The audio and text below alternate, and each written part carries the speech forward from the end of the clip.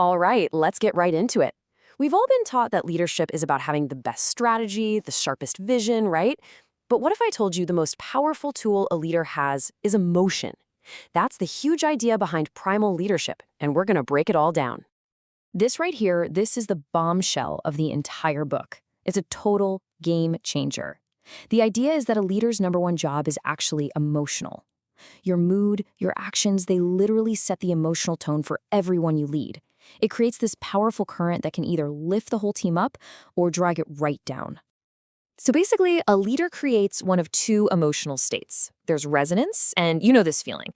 It's when a team just clicks, everyone's in sync, they're optimistic, they're energized. And then there's dissonance. The opposite. That's the friction, the negativity, the apathy that just kills all momentum. The leader is basically the tuning fork for the entire group. Now, you might be thinking this is all just feel-good, fluffy stuff. But check this out. The hard data is what makes this so incredible.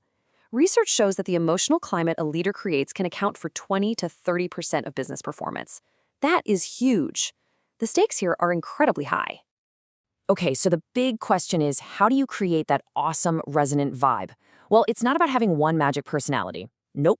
It's about having a whole toolkit of different leadership styles and, crucially, knowing which one to pull out at the right time. Let's take a look at what's in the bag. The book gives us this perfect analogy. Think of these leadership styles like a bag of golf clubs. I mean, you wouldn't use a tiny little putter to drive the ball 300 yards, would you? Of course not.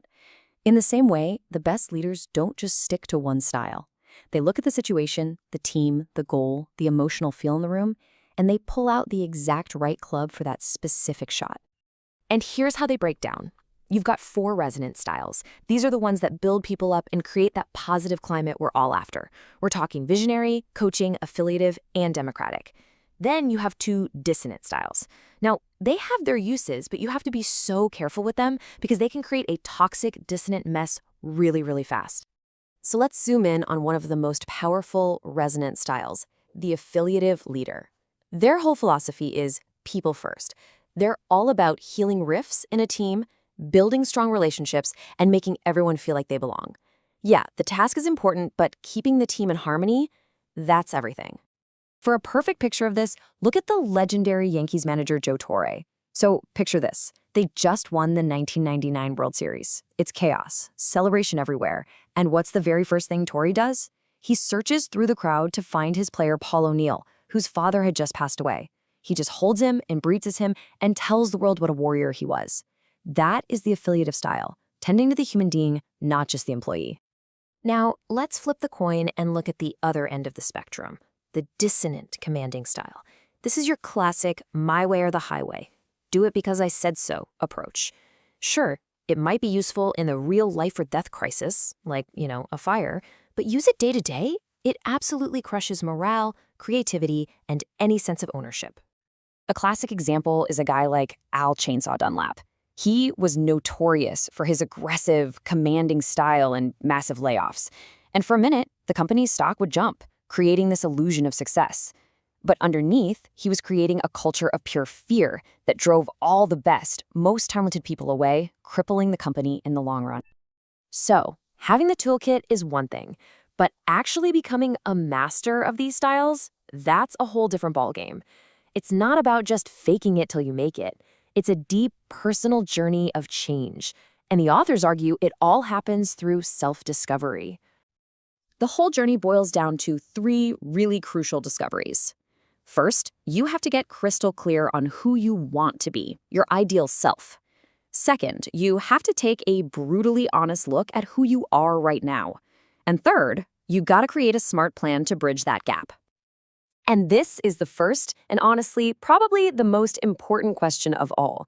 This isn't about who your boss or your parents or society thinks you should be. This is about you connecting with your personal vision, your core values, and your dreams for your own life. So here's a really powerful exercise from the book you can try. Just for a minute, forget about money, forget about logistics, forget all of it. And just picture yourself 15 years from now.